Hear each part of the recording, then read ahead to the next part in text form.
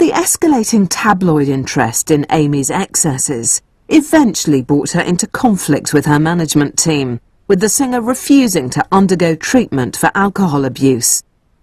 When she eventually surfaced to release a new single in October 2006, it was with Rehab, an acid riposte to the criticism and rumour that surrounded her drinking, and a top 10 chart hit.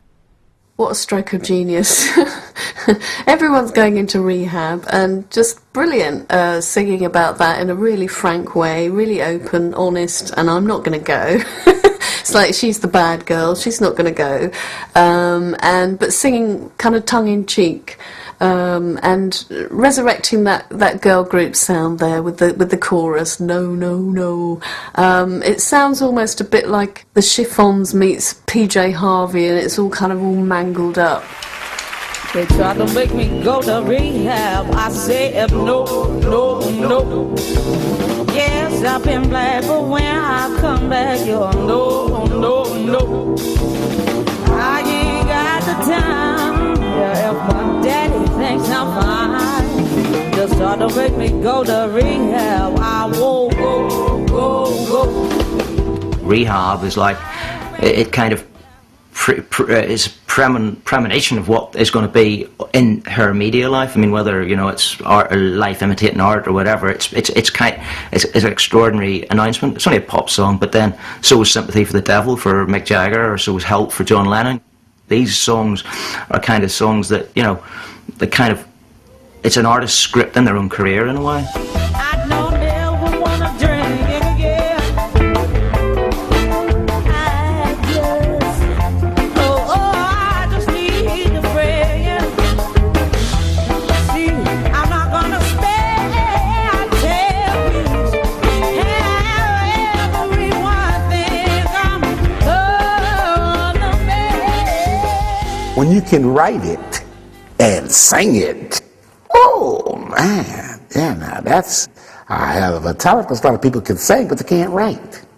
Or a lot of people can write, but they can't sing. Then you gotta let someone else do an interpretation of your ideas. Whitney Houston does not have the chance that Amy has, because Whitney don't write nothing. She's got a great voice, but she needs somebody to serve the song on the plate. See what I mean? So if that song don't come, she's down. Because that voice don't mean nothing if you can't get the song. You see what I mean? So Amy can save herself that way. Billie Holiday could save herself that way. But if you ain't got that talent for writing, they will drop you so quick and make your head spin. A record company, or people that discovered her, you know, you see them talking on documentaries about the album we were going to make, you know.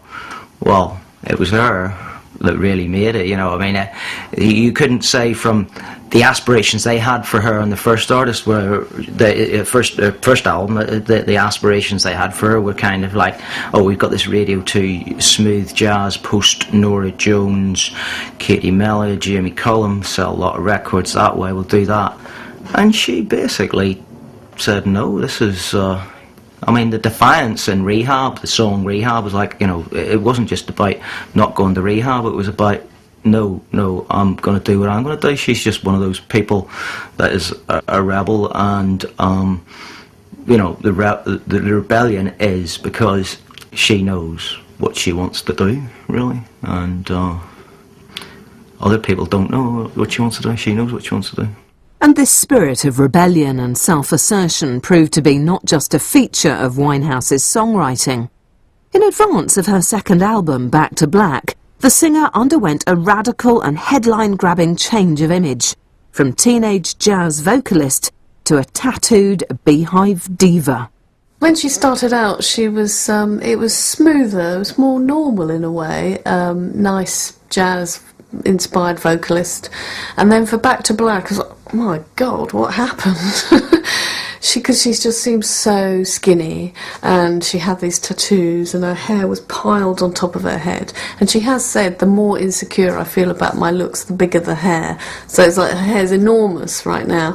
And then this really savage black eye makeup. I think it's a good look. I mean, it combines punk, it combines sort of 60s girl group era. But at the same time, there's something slightly disturbing about it. I don't think it's particularly sexy. It just seems to signal someone who's damaged, but it's very compelling at the same time. She was never demure, you have to say. You know, that wasn't what she was. But there was the big shift from the one on the first album to the tattoo beehived kind of, you know, ripped and torn thing of the second album. And I guess that's Amy finding herself. Don't forget, you know, she's still a kid. And she's living all this out very publicly and, you know, literally drawing her future on her skin. I mean, you know, she's experimenting with all sorts of things. She's experimenting musically, I suspect she's experimenting chemically, and she's experimenting with her image as well, and she's doing it all kind of in front of our eyes. And, you know, and she's arrived at this strange creature. Whether she'll stay there, I don't know. I think what's interesting about her image, and I think what we have in common, obviously, because people keep talking about it to me recently, you know, the whole revival of the Beehive thing, because I revived it in the 80s, but originally it was from the 60s, and from Dusty Springfield. It's quite severe, really, with the eyeliner, and it's war paint, isn't it? She's going out to battle, I think.